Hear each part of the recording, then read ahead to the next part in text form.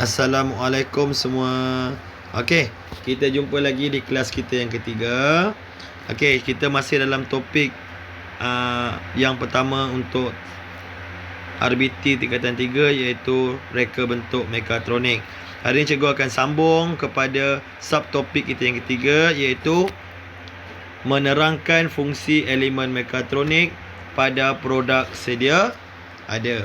Okey, kalau awak tengok kat situ, ada 3 produk mekatronik yang kita akan bincangkan pada hari ini. Yang pertama ialah mesin basuh automatik, yang kedua kereta kawalan jauh, dan yang ketiga pintu gelangsar automatik. Okey, awak boleh tengok dekat pintu gelangsar automatik yang gambar tangan tu. Bila gambar tu tangan dekat dengan pintu tu terbuka. Okey. Okey, ini kita nak imbas kembali apa yang kita dah belajar dalam 1.12, iaitu elemen mekatronik. Ada 4 elemen yang kita tekankan, iaitu elektrik, mechanical, elektronik, kawalan dan pengatur caraan. Sekiranya ada keempat-empat elemen ni, baru produk tu kita panggil sebagai produk mekatronik.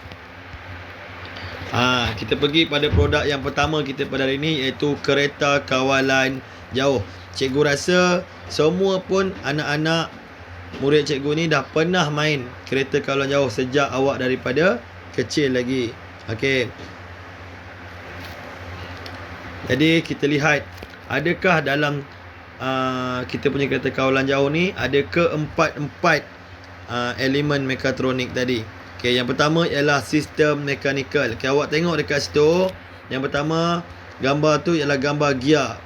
Gear berfungsi untuk mengurangkan atau meningkatkan halaju dan menambah daya kilas. Maksudnya gear ni berfungsi utama dia adalah untuk dia menjadi laju dan menjadi perlahan, dan juga untuk membantu dia kilas belok ke kiri dan juga ke kanan. Okey, yang kedua, dalam kereta kawalan jauh juga ada sistem elektronik, yang mana dia menerima dan menukar isyarat input dari alat kawalan jauh kepada isyarat elektrik bagi memacu motor arus terus. Maksudnya bila kita bagi isyarat kepada kita punya kereta kawalan jauh tu untuk bergerak ataupun belok ke kiri dan ke kanan, isyarat tu dihantar kepada kereta kawalan jauh. Kereta kawalan jauh terima isyarat, kemudian dihantar pula isyarat input tadi kepada pemacu motor, sama ada apa tindakan yang perlu dibuat: bergerak ke depan, berhenti, belok ke kiri atau ke kanan. Okey, kemudian dalam yang ketiga ialah sistem elektrik. Kalau awak tengok situ, pemacu motor. Jadi pemacu motor tu akan bagi arahan kepada sistem elektrik kita, iaitu motor arus terus. Sama ada motor tu nak berfungsi, dia pusing bergerak ke depan, ke belakang ataupun berhenti. Okey, kemudian selain pada itu, untuk menggerakkan motor arus terus tadi memerlukan bantuan daripada tenaga elektrik. Sumbernya ialah daripada bateri alkali ataupun bateri kadmium nikel. Okey, dan sistem yang keempat ialah sistem kawalan dan pengatur caraan. Apa yang dalam ni? Kita ada papan litar elektronik mikro pengawal. Yang awak nampak warna hitam tu tulis mikro pengawal, kaki banyak-banyak tu, itu namanya mikro pengawal. Dia umpama otak dia yang terima isyarat input tadi daripada kita punya alat kawalan jauh, dan dia yang hantar isyarat pergi kepada apa tindakan perlu dilakukan kepada modul geganti dan juga pemacu motor. Jadi kalau kita lihat dekat sini, dalam kereta kawalan jauh ada keempat-empat elemen, iaitu mechanical, elektronik, elektrik dan kawalan dan pengatur caraan. Bermakna kereta kawalan jauh adalah produk mekatronik. Okey, kita tengok yang kedua. Pintu gelangsar automatik. Cikgu rasa biasa semua awak tengok ni, bila kita dekat je dengan pintu ni terbuka. Bila kita jauh, pintu ni tutup sendiri kembali. Okey, jadi kita tengok apakah fungsi kesemua kita punya elemen tu, keempat-empat elemen tu dalam kita punya pintu gelangsar automatik. Okey, yang pertama, sistem mechanical. Okey, pertama dia ada takal dan tali sawat. Okey, kita boleh cikgu besarkan sikit, awak boleh tengok. Okey, yang pertama takal dan tali sawat. Okey, apabila takal tu berpusing, tali sawat tu juga pusing. Jadi dia akan berfungsi untuk membuka dan menutup pintu. Maksudnya kalau mungkin dia pusing ke kanan untuk buka pintu, dan dia pusing ke kiri untuk menutup pintu. Tapi yang membantu pergerakan takal tu nanti ialah gear pada motor. Okey. Yang kedua, sistem elektronik. Okey, dalam sistem ini ada dua komponen. Yang pertama litar pemacu motor dan kedua ialah penderia gerakan. Okey, penderia gerakan ni dia kesan kehadiran gerakan. Bila dia kesan kehadiran gerakan, dia akan bagi isyarat kepada litar pemacu motor untuk menghidupkan motor elektrik. Bila dia hidupkan motor elektrik, automatik nanti takal ni akan berpusing pada bahagian mechanical tadi. Jadi pintu pun terbuka. Okey, penderia gerakan tu pula dia akan kesan balik bila tak ada orang. Dia akan bagi arah pada litar pemacu motor tu untuk pusingkan juga motor elektrik, dan takal pun pusing, pintu kembali tertutup. Yang ketiga ialah sistem elektrik. Okey, ada dua, iaitu motor AT dan juga pengubah. Okey, apa yang kita panggil sebagai motor AT? AT maksudnya ialah arus terus. AT maksudnya ialah arus terus. Okey, terdiri daripada motor arus terus dan juga pengubah. Jadi macam cikgu sebut tadi, apabila penderia ni tadi, okey, yang dekat elektronik penderia tu dia kesan gerakan, dia hantar kepada litar pemacu motor, isyarat tu pergi pada motor arus terus. Kemudian motor tu berpusing. Bila motor tu pusing, takal juga pusing, pintu terbuka. Kemudian apa yang berlaku seterusnya ialah bila kita menjauhi daripada pintu, penderia gerakan tu dia tak dapat kesan kehadiran lagi, automatik pengubah ni dia akan pusing terbalik.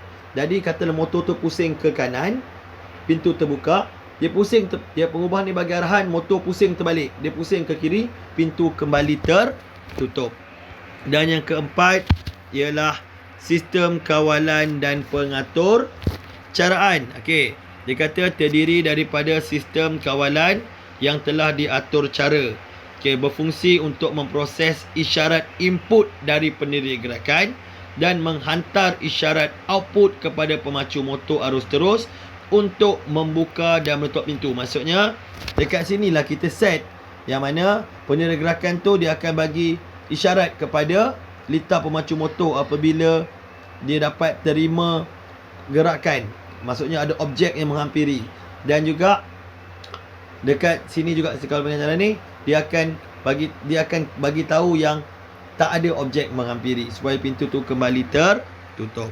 Okey, cikgu pergi kepada yang ketiga. Yang ketiga ialah kita punya produk elektronik ketiga ialah mesin basuh automatik. Cikgu rasa semua pun tahu dekat rumah awak memang ada produk ni. Okey, dan produk ini adalah produk mekatronik. Sebab apa? Sebab dia ada keempat-empat elemen mekatronik. Okey, jadi kita tengok bagaimanakah keempat-empat elemen mekatronik tu membantu dalam proses mesin basuh automatik. Okey, yang pertama ialah sistem mechanical. Okey, awak tengok. Kalau cikgu patah balik ke belakang, okey, yang awak nampak lubang ni, yang cikgu bulatkan dengan warna merah tu, itu adalah drum. Ini juga adalah drum. Okey, maksudnya drum ni berfungsi untuk tempat kita letak kain tadi tu. Okey, jadi maksudnya yang awak nampak cikgu tandakan juga ni, bulat ni drum. Macam mana drum tu berpusing? Okey, cikgu besarkan, awak boleh tengok. Okey, dekat sini ada satu takal, cikgu bulatkan warna merah, dan ada tali sawat. Apabila takal ini berpusing, automatik tali sawat ni juga akan bergerak. Dia akan menggerakkan drum tu supaya berpusing. Tu kalau kita tengok mesin basuh kita, bila dia bergerak, dia berpusing. Sama dia pusing ke kiri ataupun pusing ke kanan. Okey, jadi cikgu baca balik ya. Antara komponen mechanical ialah takal, tali sawat, gear, drum, galas berbola. Gabungan komponen ini menghasilkan putaran pada drum ketika mencuci pakaian. Okey, yang kedua ialah sistem mechanical. Tadi kan cikgu sebut tadi dekat awak, dekat kita punya ni ada takal kan. Nampak tak? Sebenarnya yang pusingkan takal tu pula adalah kita punya sistem elektrik, iaitu kita ada motor arus terus dan juga pengubah. Awak tengok bahagian yang ni, cikgu tukar warna biru pula. Okey. Awak tengok bahagian ni, yang bahagian takal pusing ni. Ini sama dengan bahagian cikgu tanda bulat dekat motor AU kita. Maksudnya apabila motor AU kita berpusing, takal juga pusing. Takal menggerakkan tali sawat dan drum kita pun berpusing. Kalau tengok dekat sini, kalau tadi pintu gelangsar automatik dan juga kereta kawalan jauh menggunakan motor AT, iaitu motor arus terus, tetapi kita punya mesin basuh elektrik dia menggunakan motor AU. AU tu maksudnya arus ulang alik. Okey, dekat dalam kita punya mesin basuh automatik juga ada pengubah. Awak tengok, biasa mesin basuh kita mula dia pusing ke kanan, kemudian dia pusing ke kiri. Yang mengubah arah putaran motor AU tu adalah pengubah. Okey, cikgu pergi yang ketiga ialah sistem elektronik. Kita ada panel kawalan. Kalau awak tengok biasa dekat atas mesin basuh kita mesti ada panel kawalan, tempat tekan on, off, start, pause dan sebagainya. Dan kita masuk dekat situ, dia akan menerima apa arahan yang kita bagi pada dia untuk dia lakukan. Okey, dan semua tu dikawal oleh kita punya otak juga, iaitu sistem kawalan dan pengatur caraan. Okey, ada mikro pengawal. Okey, cikgu bulatkan, awak boleh tengok warna hitam tu. Cikgu bulat guna warna biru. Itu adalah mikro pengawal. Dia atur cara untuk menghasilkan tindakan kawalan terhadap sistem elektrik, sistem elektronik dan sistem mekanikal dalam mesin basuh automatik. Fungsi kawalan bergantung kepada pengatur caraan yang direka oleh tindakan kawalan. Kalau awak kata bagi arahan tu untuk basuh, dia basuh je. Awak bagi arahan tu untuk spin, dia spin je. Kalau arahan tu kata untuk buat semua sekali, dia akan terus buat semua sekali dalam sistem kawalan dan pengatur caraan. Okey, itu topik yang kita belajar pada hari ini. Cikgu ulang balik ya. Topik kita hari ini ialah kita nak menerangkan fungsi elemen mekatronik di dalam produk mekatronik. Ada 3 produk mekatronik yang kita bincangkan pada hari ini. Yang pertama iaitu kereta kawalan jauh. Yang kedua, mesin basuh automatik. Dan yang ketiga, pintu gelangsar automatik. Kalau awak lihat, pada ketiga-tiga kita punya produk mekatronik tu ada sistem mechanical, sistem elektrik, sistem kawalan dan pengatur caraan dan sistem elektronik. Semua sistem tu berfungsi di dalam kita punya produk mekatronik untuk memastikan produk mekatronik kita berfungsi dengan sempurna. Okey, itu je pada cikgu pada hari ini. Okey, di sini cikgu sediakan juga latihan modul yang dah sedia ada pada awak. Cikgu nak awak buat kedua-dua muka surat modul yang cikgu tunjuk, yang cikgu pamerkan ni. Okey, nanti untuk kelas seterusnya kita akan membincangkan latihan ini. Okey, itu je pada cikgu. Kita jumpa lagi pada kelas seterusnya. Assalamualaikum warahmatullahi wabarakatuh. Okay, bye-bye semua.